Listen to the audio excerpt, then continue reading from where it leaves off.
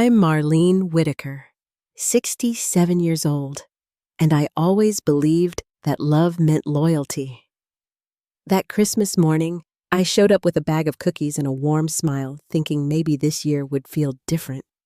My daughter-in-law, Lacey, raised her glass and said loud enough for the room to hear, "You already have more than you deserve." My son, Paul, looked away, didn't flinch, didn't speak. Just let her words sit there like they belonged in the room. Stockings lined the mantel, each one labeled. Even the dog had one. Not me. Not the woman who once handed over her husband's business to help keep their dream afloat. I stood up, buttoned my coat, and left without a single person saying goodbye before I go any further. Let me know where you're listening from in the comments, and hit that like and subscribe button if you've ever felt invisible in a room full of people who should have known better. I was born in a small town just outside of Asheville, North Carolina. Not much money, but plenty of heart, my parents taught me to speak gently and give freely, and I carried that with me long after they were gone. I married Richard when I was 21. He was steady and kind, and always knew how to fix things, even when they couldn't really be fixed together. We built a life, brick by brick, raised Paul, in a modest house with a wide porch and an even wider kitchen table. When Richard passed, I kept the house and the books for the auto shop he'd run since before we married. Paul didn't want it. He said he had bigger plans. He and Lacey had just gotten married and were already dreaming of something shinier, something less small town. He asked if I'd be willing to sell the shop, help them out just until they got on their feet. Of course, I said. Yes, they were young, they had ambition, and Richard would have done the same. I sold it, all handed over every cent, no questions, no contract, just trust. They moved into a bigger home out in Charlotte, started a family, 2 girls, a boy. And while they built their life, I slowly stepped out of mine. Thanksgiving, Christmas baby showers, soccer games. I showed up when asked, brought gifts, stayed late, cleaned dishes, slept on the pull-out couch in the basement, even when my back couldn't take it anymore. They called it help. I called it love. But over time, it started to shift. I wasn't being invited as a guest. I was being scheduled like a utility. Come watch the kids. Paul's got a work trip. Lacey's overwhelmed. Can you pick up some groceries? We're stretched this month. I did it all without complaint, even when my own cupboards grew bare, even when I skipped my arthritis meds because the insurance had lapsed. Christmas came fast that year, and I told myself maybe they'd remember. Maybe there'd be something under the tree with my name on it. Instead, there was Lacey in her velvet dress, leaning against the fireplace, with a smile that didn't reach her eyes. "Enjoy the drive home," she said as I reached for my coat. "Hope the roads aren't too icy." Paul didn't look up.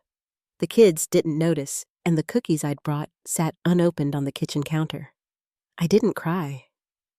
Not then. Not in the car. Not when I got home. I just sat by the window, watching the snow collect on the railing. And something settled in me, quiet and cold and steady. I had always thought silence meant grace, that walking away without a word was the high road. Now I wasn't so sure, because silence had turned me into a ghost. The next morning, I pulled out the green journal Richard gave me. The year he passed inside was a quote he'd written in his even script. Quiet doesn't mean weak. It means watching longer before choosing your strike. I read it twice, then opened a new page and wrote one line. This was the last time I'll walk away feeling small. And with that, I poured myself a cup of tea, opened the drawer where I kept my paperwork, and pulled out the stack. Paul once asked me to sign. "It's just for convenience, Mom," he'd said. But something about those words no longer sat right, and in the silence of that winter morning, I realized I didn't need their permission to ask the hard questions. I didn't sleep much the night after I opened that journal. The apartment was quiet, but not peaceful, more like the stillness you get before a storm settles in your chest. I lay in bed with my eyes wide open, thinking about the forms Paul had me sign 2 years ago. He'd brought them over in a manila folder, set them down on the kitchen table like it was nothing serious. "Just for convenience, Mom," he said, tapping the corner of the paper. "You'll still be in control. It's just on paper." I remembered nodding, trusting his tone more than the words. Back then, I thought love and trust were the same thing. By morning, I had decided. I didn't know what exactly I was looking for, but I knew I needed someone who could read through the legal jargon without softening the truth. Irene met me at the corner cafe later that day. I told her everything about the papers, the silence, and how something didn't feel right anymore. She listened with that steady kind of patience only certain friends have, the ones who've seen you hold too much for too long. When I asked if she knew a good lawyer, she didn't hesitate. "I know the best one," she said, "and she does pro bono for people who've been taken advantage of." That's how I ended up at Angela Wu's office 3 days later. Her building was tucked between a post office and a dry cleaner, plain brick, no flash. She looked younger than I expected. Maybe mid-30s, maybe less sharp eyes behind clean glasses. She didn't make small talk, didn't ask questions to fill the air. Just motioned for me to sit, offered me tea, then opened the folder like she already suspected what she was going to find. "These were signed 2 years ago?" she asked, flipping through the papers. "Yes," I told her, folding my hands in my lap. "My son said it was for simplification." She looked up. "Were you given legal counsel of your own before signing these?" "No," I said. "He said it wasn't necessary. Did anyone explain what these documents actually did?" "He told me it was just in case of an emergency." I hesitated, then added, "I thought it was normal." Angela didn't respond right away. She turned another page, then another, her jaw tightening as she read. When she finally looked at me, her voice was soft, but firm. "This isn't simplification, Mrs. Whitaker. It's a full transfer of authority. Power of attorney, yes, but also financial access, shared control of assets." And here she tapped a paragraph with her pen: "Contingent rights to your retirement accounts and your home. You signed it all over." The words didn't land at first. They just hung there in the room, slow to sink in. When they finally did, it felt like cold water down the back of my neck. "But he said nothing would change," I whispered. Angela leaned in slightly. "Legally, this is valid, but it's predatory. You were misled. It happens more often than people think, especially when family cloaks control in the language of help." That word "help" echoed louder than anything else in the room. I'd heard it so many times. "We're just trying to help you, Mom. You're lucky we're helping." If we didn't help, who would? I didn't realize how hollow it sounded until I heard it in my own mind. Angela kept her voice even. "We can challenge this. It will take time and paperwork, but we can begin untangling this agreement, separating your accounts, your name, your rights. You'll have to be patient." I nodded, not because I understood everything she said, but because I understood enough.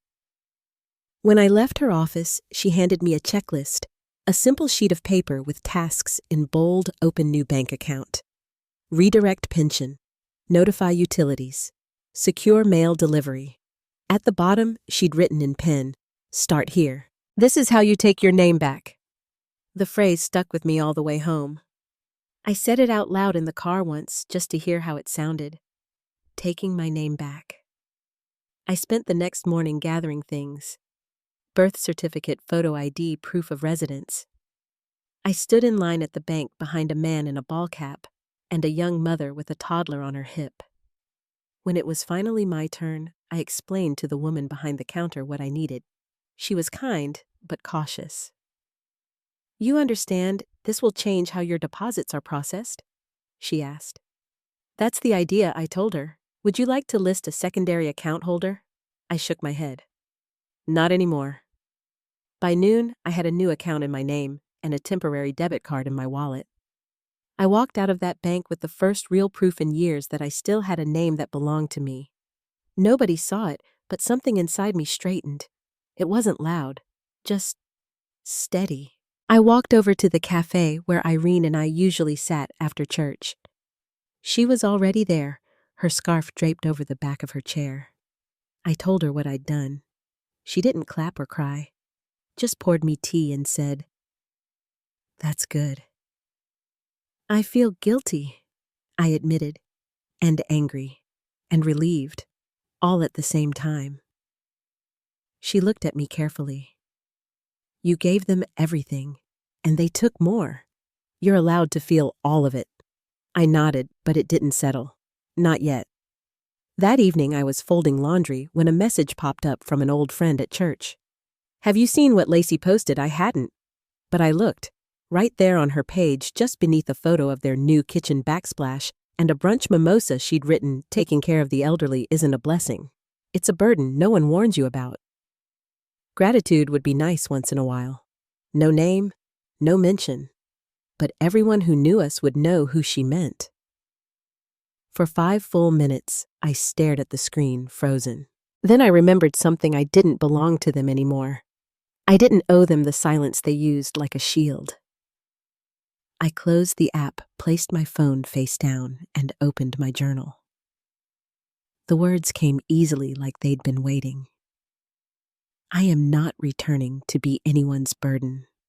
I am claiming my dignity. I underlined it twice, then wrote one more sentence in bold strokes. No one who loves you should make you feel small. That night, I didn't cry. I slept like someone who had finally remembered where her worth lived. I spent the days after opening that journal gathering evidence. Paperwork, receipts, old bank statements, anything that could show the quiet ways I'd been erased. The bills I'd paid in their names, the groceries I'd bought when they said they were tight, the repairs I'd covered at their house. Every unopened card, every forgotten birthday, every thank you that never came. It was all there, quietly screaming in ink and numbers. I pulled out a dusty box of photographs from the back of my closet, the ones labeled in my careful handwriting. Birthdays, graduations, holidays, moments I'd thought were shared. The smell of the old pictures reminded me of years I'd carried them like a debt no one was going to repay. Weddings, I'd helped plan hospital visits. I'd sat through alone school plays I'd watched from the back row. Holding those photos, I realized I had spent a lifetime building a home for a family that didn't see me as its heart. It was the kind of betrayal that didn't shout. It whispered in silences and hid behind smiles. The weight of it settled deep, but I didn't break. I wasn't the woman who needed to prove herself anymore. Then came the social media posts. Lacey had started sharing comments that weren't meant for me to ignore. Taking care of the elderly isn't a blessing, one said. It's a burden no one warns you about. Another read, sometimes love feels like an invoice no one plans to pay. They were sharp enough to cut, but vague enough to hide behind. The people at church, neighbors, even distant relatives, began to look at me differently. It was in those moments I understood what silence had cost me. Not just control, but dignity. I wasn't just invisible. I was being rewritten as a burden, a problem to be tolerated. With Irene's quiet encouragement, I began documenting everything. Bank statements missing my name, utility bills, redirected notarized papers I barely remembered signing. I found a document 6 months after I'd moved out, naming Paul and Lacey as authorized occupants of the house I had worked a lifetime to make a home. They had used my name to take control and then turned around to blame me for their greed. When I took that folder of evidence to Angela, she didn't look surprised, just sad. "They counted on your silence," she said softly. "But you've done half the work already." The legal filings began. Notices sent, letters drafted, and yet no one called to ask if I was okay. Paul left voicemails filled with impatience and demand, but never once an apology. Not one word of regret. I found a quiet strength in all of it. I wasn't their charity case or their obligation anymore. I was a woman reclaiming her life one document, one boundary at a time. But that was just the beginning. I sat at my kitchen table the morning after I brought that folder to Angela, the pale light coming in through the blinds and striping the paperwork she'd left for me to finish. The kettle hissed and clicked off by itself. I poured tea and watched steam curl up slow and steady. For a long time, I just listened to the quiet, really listened. The hush was different now. Not lonely, not sharp with disappointment. More like a space opening up inside me where worry had always lived. Angela's checklist was right where I'd left it. Open a new account, redirect the pension, separate every piece of my life that still pointed back to Paul or Lacey. I read through it 3 times before picking up my purse and heading to the bank. The air outside was cold with a wind that cut right through my sweater, but it felt honest in a way I hadn't known in years. At the bank, I handed over my documents and answered questions as best I could. The teller was patient. "Would you like to name a secondary account holder?" she asked, and I shook my head just once. "No, thank you. Just me." By noon, I had a new account number and a card that read, Marlene Whitaker, in crisp black letters. I walked back to my car, holding the envelope tight, and just sat there for a while before driving home. There was no celebration, no dramatic relief, just a quiet sense that I'd managed the first step, all on my own. That evening, Irene came over with her knitting bag and a loaf of sweetbread still warm from the oven. We sat together on my couch, the TV flickering in the background. When I told her about the bank, she smiled and reached for my hand. "You did it," she said, and her voice was steady as always. "How do you feel I thought about it?" Lighter, tired, unsure. She squeezed my hand and started knitting needles clacking softly. Sometimes lighter is enough to keep going. I started my pension redirection the next morning, calling the number Angela gave me and following instructions one by one. The woman on the other end asked, "Are you sure you want to change your deposit details?" I said yes, steady and clear, and gave her the numbers. That night, I wrote a single line in my journal. Today my name is my own again. For days after I waited to see what would happen.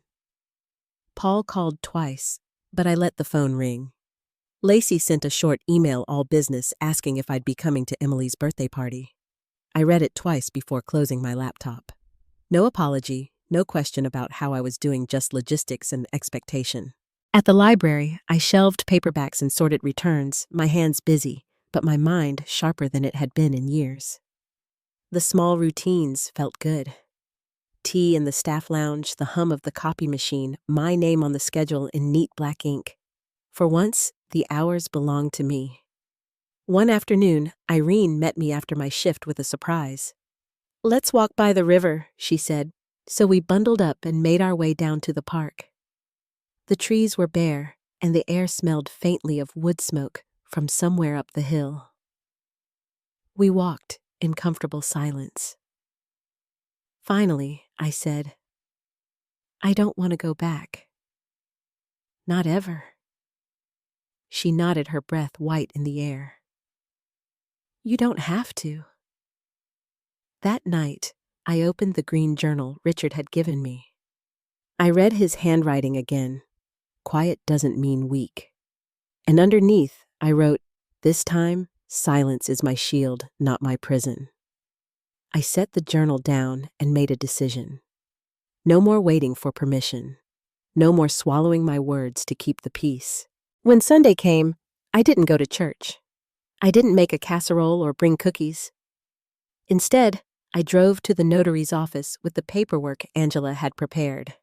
The office smelled of old coffee and lemon polish. Angela was already there, her hair pulled back, reading glasses perched on her nose. "You're ready?" she asked. I nodded. She laid out the forms and handed me a pen. "Sign here and here and here." Each signature felt like a stone laid in a foundation I was building for myself. When it was done, Angela looked up. "This revokes the old arrangements. Your accounts, your rights, they're yours again." I thanked her, feeling the words stick in my throat. Outside, the sky had turned gray, and a cold wind tugged at my scarf as I walked back to my car. Later at home, I poured myself a cup of tea and sat by the window. I watched the world go by: the neighbor's dog barking at a squirrel, a teenager skateboarding down the sidewalk, the last leaves tumbling across the lawn. I thought about everything I'd given, everything I'd allowed. Then I closed my eyes and listened to the quiet feeling, something strong and steady, take root inside me. As the days went by, I noticed the difference. The house felt warmer, the light brighter. I no longer checked my phone for messages that never came, or worried about what Paul or Lacey might say. I moved through my home with more ease, cleaning out closets, donating boxes of things I no longer needed, making space for whatever might come next. One evening, after the sun had set and the neighborhood was quiet, I sat on the porch with a blanket around my shoulders and listened to the distant sound of church bells. I realized I wasn't waiting for anyone anymore, not for their apology, not for their permission, not for their understanding. I was awake in a way I hadn't been in years. I wrote a letter to myself that night. It wasn't long, just a few lines, but it was the truest thing I'd written in a long time. I folded it and slipped it between the pages of Richard's journal, a promise I intended to keep. The next morning, I woke up before dawn, poured my tea, and stood at the window as the first light crept across the yard. I felt ready, maybe not for everything, but for the next step. Because I knew the time was coming when I would have to stand my ground and show in more ways than one that I was no longer theirs to control. Easter Sunday came in quietly that year, gray light through the curtains, a hush in the neighborhood, not even the birds eager to break the stillness.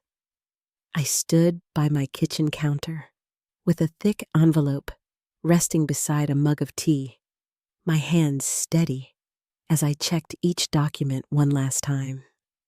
The papers inside spelled out everything I'd done to reclaim my life: a notarized revocation of power of attorney, proof of my financial and residential independence, and updated will. I'd written a letter too, a careful account of every choice, every slight, every line that had been crossed in silence over the years. I placed it on top, folded the envelope, and slipped it into my purse. I parked down the street from Paul and Lacey's house, where cars already filled the driveway and music played faintly through open windows. I walked up the sidewalk, pausing for a moment as laughter drifted out: a holiday brunch, the same as always, the same plates, the same jokes. I didn't ring the bell. I tucked the envelope into the narrow gap between their front door and the frame, pressed it in until I was sure it wouldn't slip out, then walked away. No one saw me. That was how I wanted it. When I got home, I left my coat on the chair and made tea. Irene called that afternoon, her voice soft and gentle. "Did you do it?" she asked, and I said yes. "I'm proud of you, Marlene." I sat by my living room window for a long while, looking at the empty corner where family portraits once hung. I'd taken them down a few weeks before, not in anger, but because they no longer belonged on my walls. The rest of the day moved quietly. I cleaned up, wrote a little in my journal, and let the stillness fill the rooms. Sometime after dark, my phone vibrated with a message from Emily. "Grandma, why did you disappear?" I read it more than once, thinking of all the ways she'd been caught in the middle. I typed back, "I didn't disappear, sweetheart. I just stopped showing up where I was only tolerated, not treasured. I'm here whenever you need me. There's always tea and time waiting for you, she replied with a single red heart. That was enough for now. Monday morning came with an uneasy sense of peace.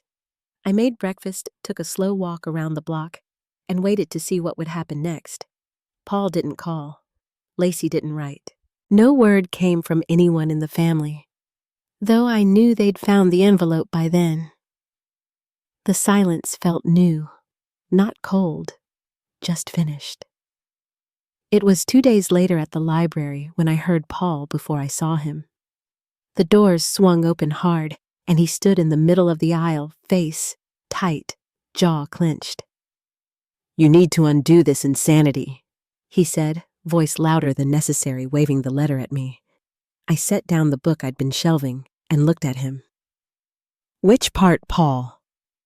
He stepped closer, his voice dropping to a hiss.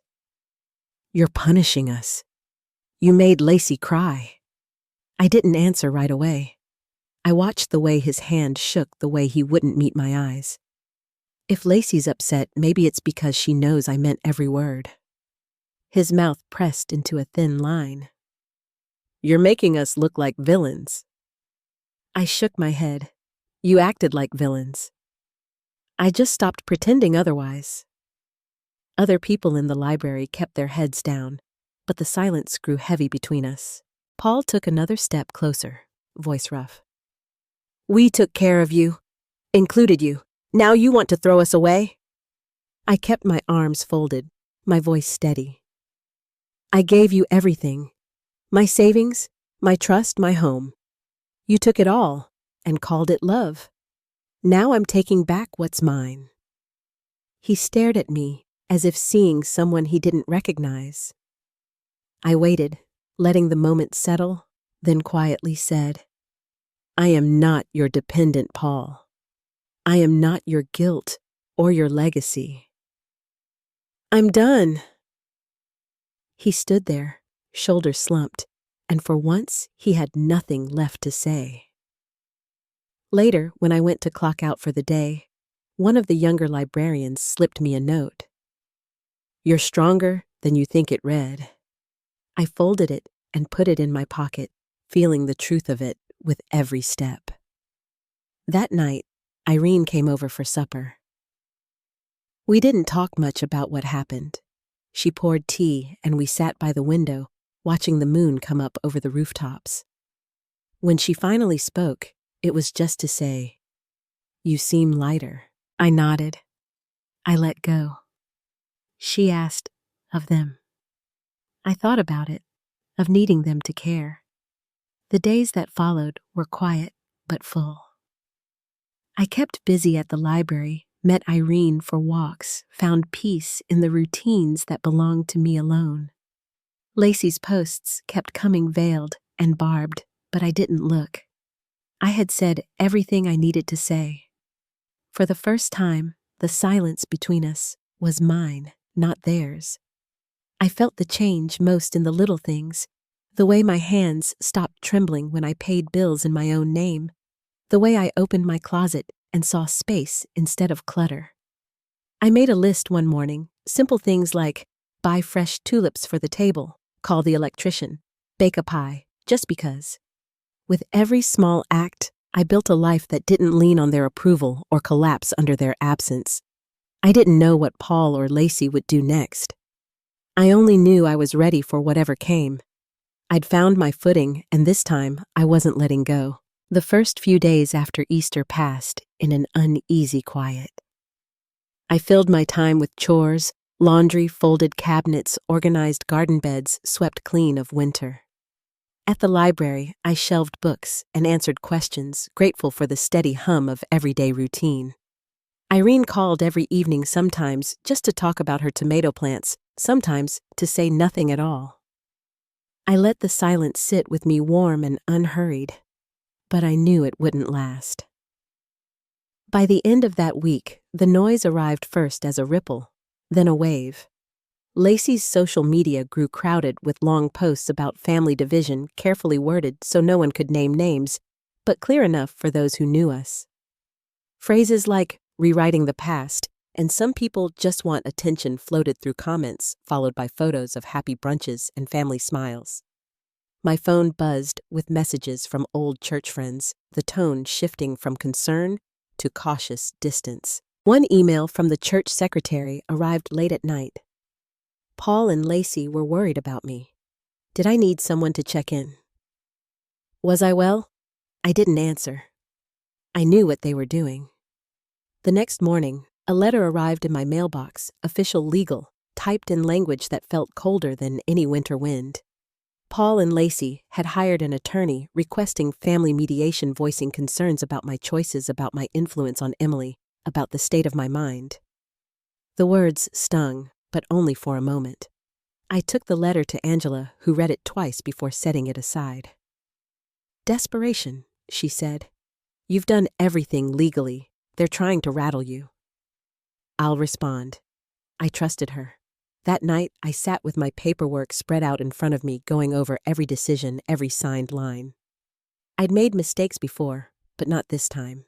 This time, everything was clear. As spring settled in, the campaign to reshape my story went public. Lacey posted more often pictures of Emily smiling beside her captions about choosing peace and standing together. My name was never mentioned, but the message was there. More neighbors pulled away. At the library, a few regulars stopped making small talk. It was as if I'd been painted into a corner and left there to fade. I didn't try to explain myself. I stopped reading the comments, stopped waiting for apologies. I went to work, cooked my meals, watered the plants, and lived the life I'd built for myself. Each day felt steadier, my boundaries stronger. I found letters in my mailbox from other women in the community.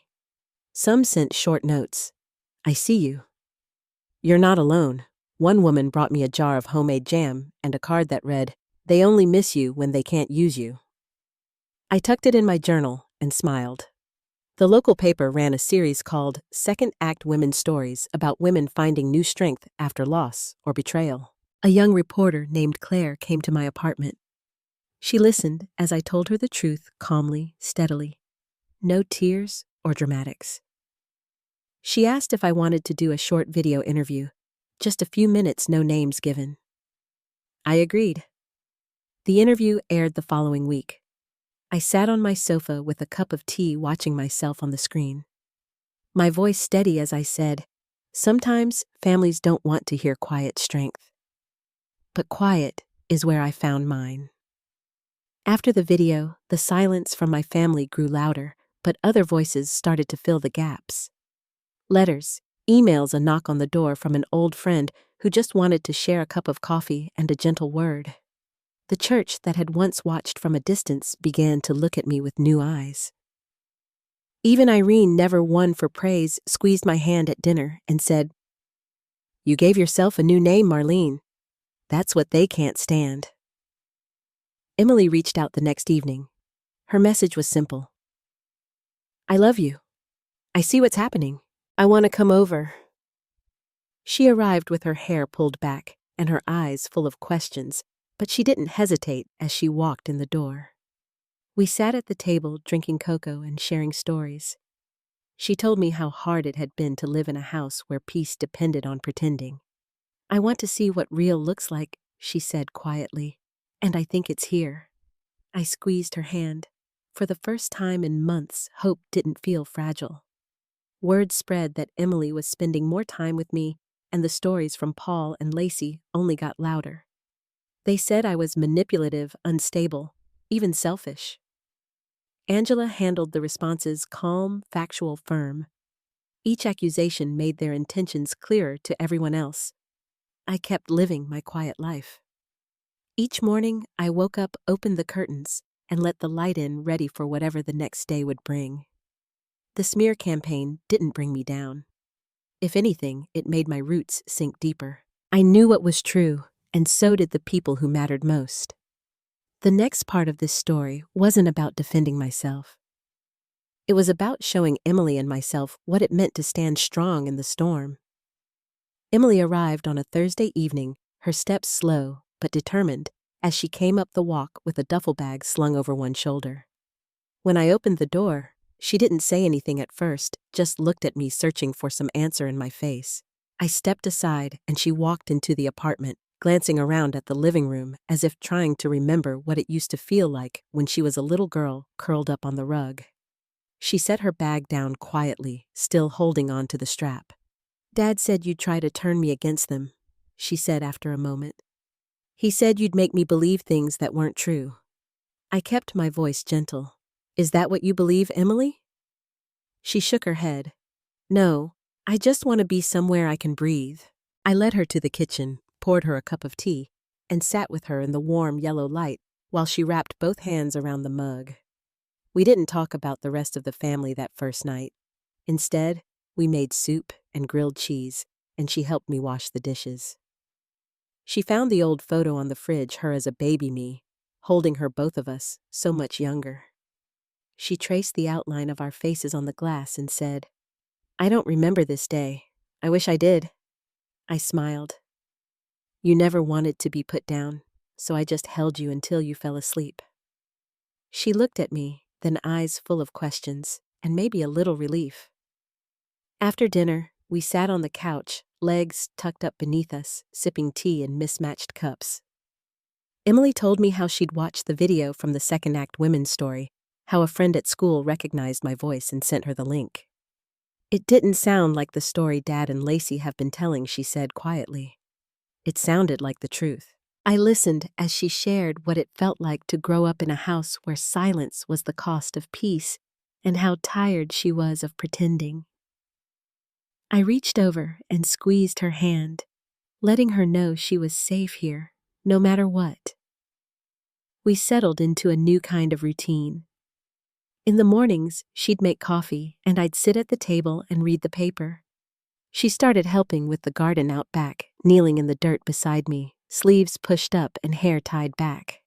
Some days, she'd get quiet, scrolling through her phone, reading messages from cousins and friends who didn't understand.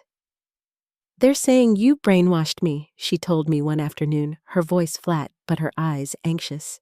I took her hand in mine and held it. "Let them talk, Emily. We know what's true." She nodded, holding on a little tighter. The noise from the rest of the family didn't let up. They called, texted, sent long messages accusing me of manipulating her, stealing her away, trying to ruin their lives. Emily showed me a message from Lacey, full of warnings and accusations. "If I grow up to treat people the way you treat Grandma, then I've learned nothing worth keeping," she wrote back, calm and clear. I watched her find her own voice in the middle of the storm, and I saw the young woman she was becoming, brave, steady, and unwilling to pretend. Letters kept coming from Paul's lawyer, full of veiled threats and requests for mediation. Angela met each one with a response, always measured, always firm. "You've made your wishes clear," she told me. "There's nothing they can do now." I trusted her, but the tension in the house grew heavy at times. Emily and I talked through everything, every doubt, every old hurt, every hope for the future. Some nights, we'd make popcorn and watch old movies, laughing until the heaviness faded away.